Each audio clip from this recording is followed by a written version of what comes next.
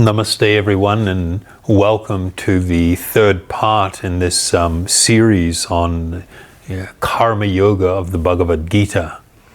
And just as for those who are joining us for the first time, I would encourage you, perhaps after listening to this live broadcast, to go back and have a look at the previous two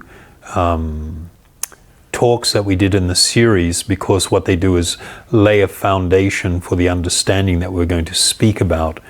In the first talk, we looked at understanding karma, and then looking at, is karma avoidable? And now we're going to deal more on the topic of karma yoga. And karma yoga has been a path to true happiness. So one of the things that we've come to understand is that action, or karma, binds us to this material world. We're bound in two principal ways. One is a karmic reaction that we must accept and experience at some point. And the second part is that activity conditions us again and again to engage in activity. The more that we desire and act on desire, the more we become conditioned by the false idea that, for instance, that we can actually find complete happiness and fulfillment in this world, that this world is actually my home, that I can find love and perfection here. And it is absolutely not true. The nature of the material world is that it is temporary, it is passing. My life in this particular body has a beginning and it will have an end. I will leave the body and I will move on. If I have accumulated the fruits of actions, karmic fruit, I must experience that going forward in another body. And the more I become conditioned by material conception, the more I will be very much attached to this world and experiences related to this world. So the Vedas introduce a really interesting idea that action binds us to this world, but action can also liberate us. That's quite extraordinary. It's a principle that's often seen in Vedic medicine and homeopathic medicine, this idea that the thing that causes a disease or a dysfunction in the body, if it is applied in another way, can also become a cure. And that same principle exists in relation to karma. So in the 5th chapter of the Bhagavad Gita, 11th verse, it states that the yogis, abandoning attachment, act with their body, mind, and intelligence, and even with the senses, only for the purpose of purification. So this is really now an introduction to what karma yoga is really all about. That it is possible to engage, to live a life of activity, and what may appear to anybody outside to be the same activity as everybody else, and yet to be living a life and acting in a way that purifies me from material attachment and brings me to a transcendental platform or condition. And the thing that's going to make the difference of whether action binds me or action liberates me, karma binds me or liberates me, is going to be my intent and purpose for acting. So, speaking of karma yoga, these two words, karma, of course, we've discussed and understood what it means, hopefully. Yoga there are some people that say yoga only refers to a particular one of what's called the darshans, or the schools of philosophical idea or philosophical approach, the yoga system. But there was a greater Vedic understanding that is held and promoted from time immemorial, that yoga refers to this union, the union between the living being and the supreme being. And it speaks about learning to live in perfect harmony. The fact that we are not living a harmonious life causes so much disruption and anxiety. We have tendencies, we have deep spiritual needs, the need for happiness, the need to love, to both love and to be loved, are part of our spiritual nature. When we have a proper understanding of this world, what should my relationship be with this world? What should my relationship be with other living beings? My relationship with a supreme being? When I understand these clearly, and I live this life of harmony that has to do with my true spiritual nature, then I can come to the platform of true happiness. So now, this verse in the 5th chapter, the 10th verse of the Bhagavad Gita, it says that one who performs his duty without attachment, surrendering the results unto the Supreme, that is, unto God, who is not affected by sinful action, just as the lotus leaf is untouched by water. I don't know if any of you have seen an actual lotus leaf. And if you drop water on it, it's really amazing. The water immediately, you put a little bit of water, immediately forms like a sphere, a drop of water. And if the lotus leaf is vibrating in the wind or moving, the water rolls around on it. And the lotus leaf itself is untouched, unlike when I put water on clothing or something and it becomes absorbed into it. So it is in this example, a wonderful example is used, that it is possible for a person, even while embodied, living within this world, to have this relationship with the world, with material nature, which is like the drop of water on a lotus leaf. Yes, there is some contact, but the contact is almost non-existent, in that this water can roll, anywhere on the surface of the leaf.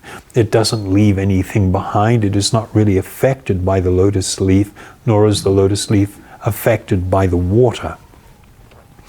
So it's with this idea of being able to live in a way where you're not building deep attachment to material things. How is that possible? It's possible because what you're doing in this yoga process, the karma yoga process, is developing a higher taste, another kind of experience, that when you have it, what we would call lower tastes are no longer attractive. You're able to move away from things spontaneously, not like, I have to try and renounce this, I have to give up these things. They just lose their attraction. And one of the ways that this happens is by this process of learning to make a profoundly deep and spiritual offering of your activities and your life to the Supreme, to God. A couple of verses later, it states that the steadily devoted soul attains unadulterated peace because he offers the results of all activities to me. This is Krishna speaking. Whereas a person who is not in union with the divine, who is greedy for the fruits of his labor, becomes entangled in this world. So here we've got sort of like two positions. Someone that's very greedily attached to the fruits of labor, who is engaged in activity in this world with a really strong desire to get something of it, and something I can taste and enjoy and become immersed in. And of course the understanding is, yes, you may have that experience, but the flavor that you get from it will not be completely satisfying. It will not be completely fulfilling. It will leave you hankering for more. Whereas on the other hand, you've got a person who is in a transcendental position where they're not attached to the outcome of their work. They're engaged in work, both as a duty, a responsibility that we must perform, and in a mood of devotion. There is this deep spiritual offering of my work and my undertakings. Then the question is, well, is there anything in between? How do you move from this position to that position? And the reality is that it is a gradual process of transformation. This gradual process of transformation is fundamentally karma yoga. People may ask, well, what is the difference between karma yoga, the yoga of action, and Bhakti Yoga, which is the yoga of devotion? Since you're talking about a devoted soul, you're talking about offerings. And it's fundamentally like this. Actually, from a higher perspective, one does not try to make any boundaries that this is clearly, bam, karma yoga here and bhakti yoga here. No, there is no clear boundary. There is a transition that occurs. Karma yoga can actually be considered non-different from bhakti yoga, even though in a beginning a person may still have some desire to benefit materially in terms of experience or whatever from the activities that they are engaged in.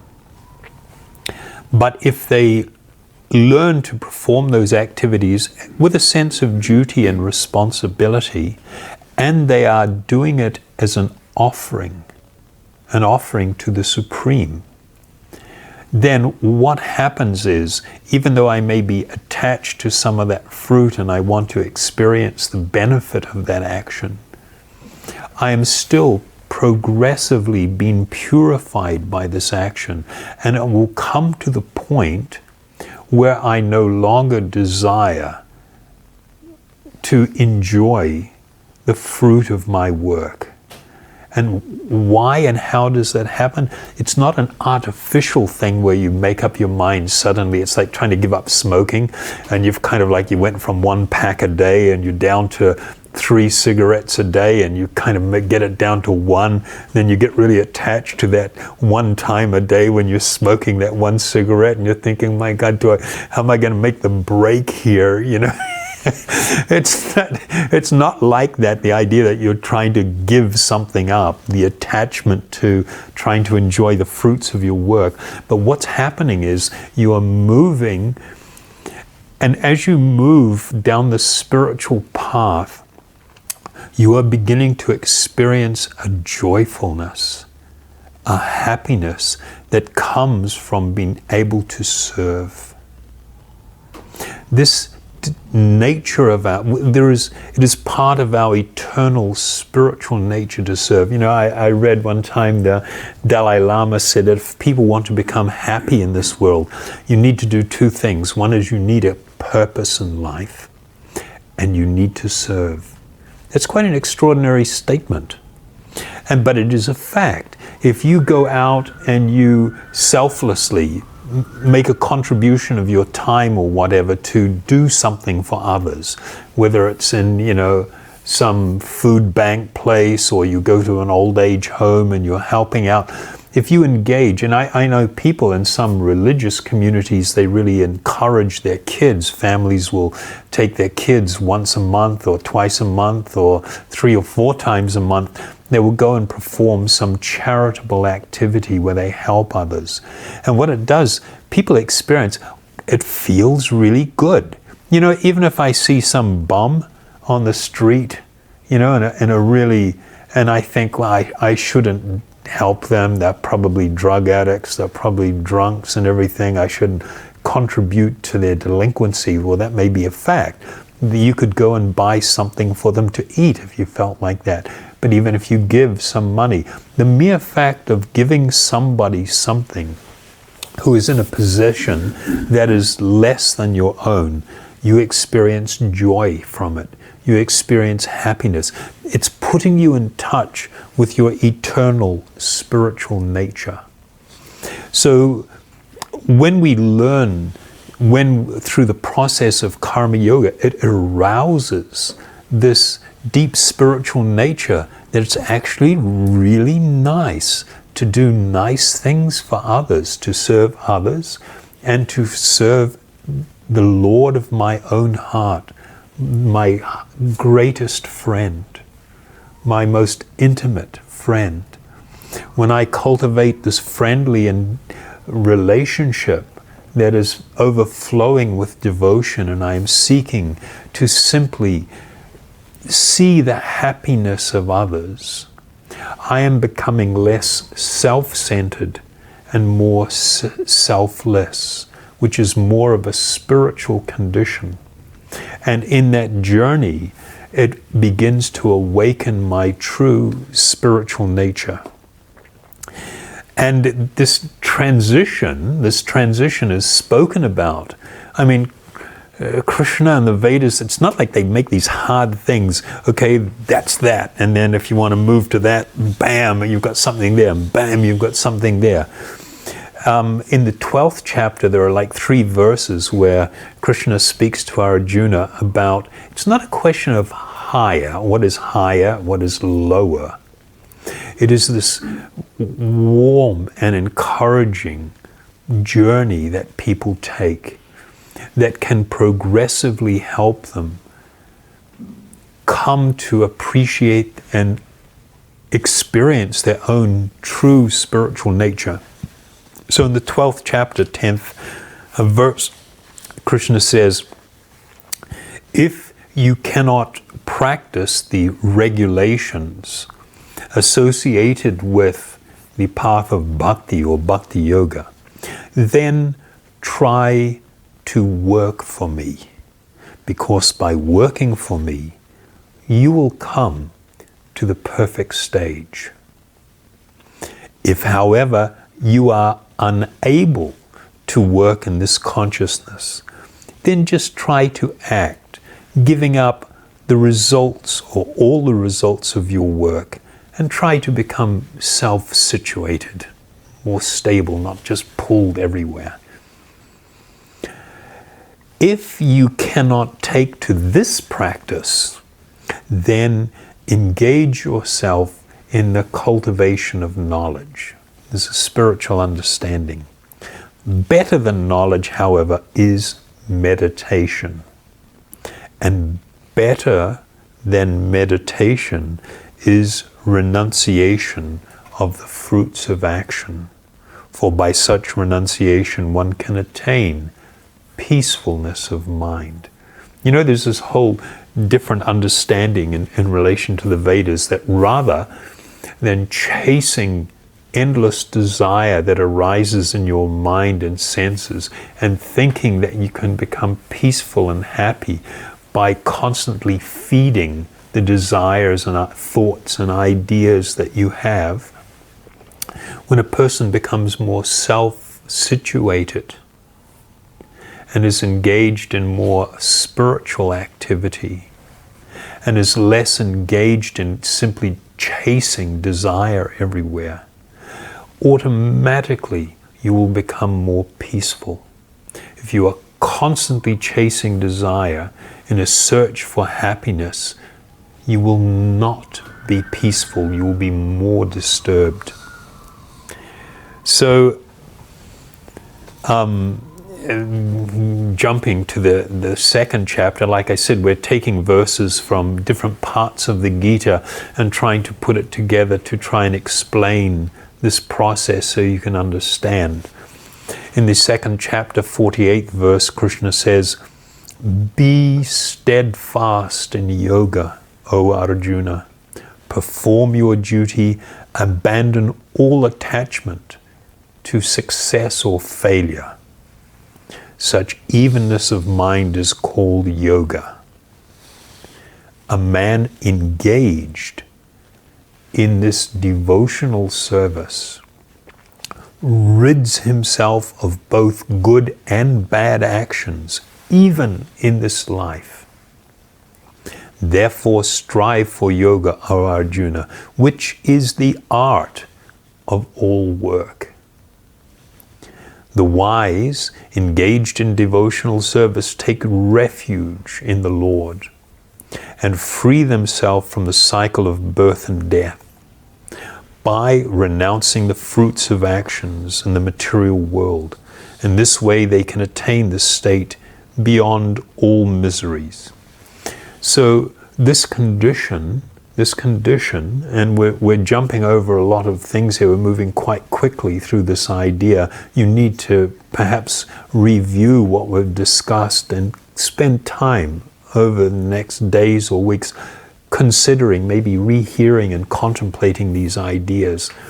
The way in which a person comes to the state of not just peacefulness, but great spiritual joy, and the way in which true spiritual love awakens within the heart, is when we move from the idea of even just making an offering of our actions with a desire that we become purified and maybe experience a purified result.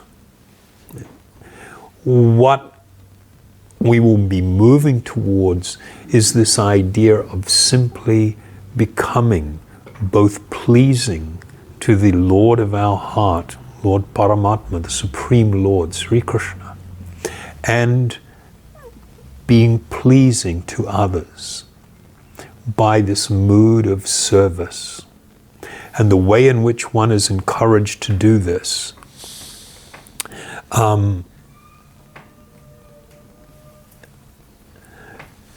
in the 9th chapter, the 27th verse, Krishna tells Arjuna, "O son of Kunti, all, not some or most, all that you do, all that you eat, all that you offer and give away, as well as all austerities that you may perform, should be done as an offering unto me." Where a person comes to this point, the song, "Every breath I take, every move I make," actually it should be done as an offering. My entire life becomes an offering, a spiritual offering. And it awakens in me this amazing joy that comes from simply being pleasing to the Lord and being pleasing to all other living beings. In this way you will become freed from all reactions to good and evil deeds, and by this principle of renunciation you will be liberated and come to me. So this is the perfection of karma yoga. And if we understand this process, we understand that whether one is cultivating knowledge or jnana yoga, this is for the purpose of understanding really how to live and how to act. If we engage our activity and our life in a sense of duty, being unattached then we become spiritually purified. We're not bound by karmic reaction as much.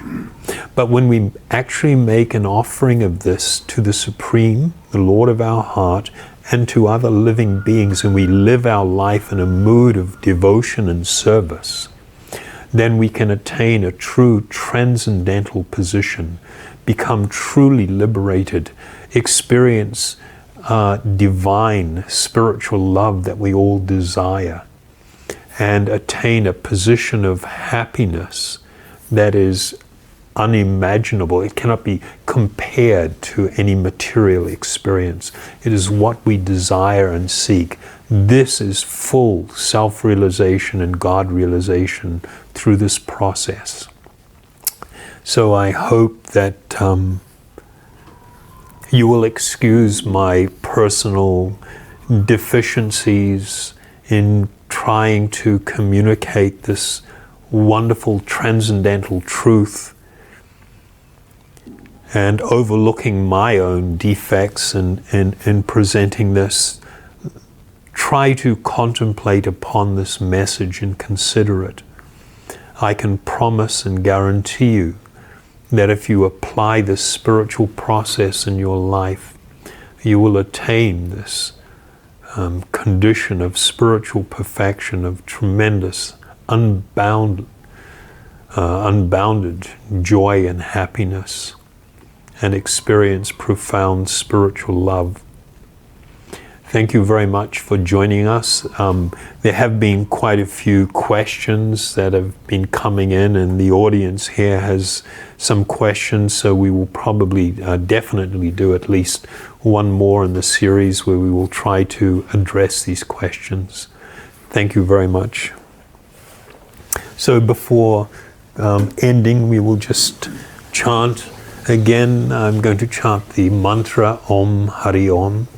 And as before, I will lead the kirtan, chanting it twice, and ask that you, or invite you to join with me,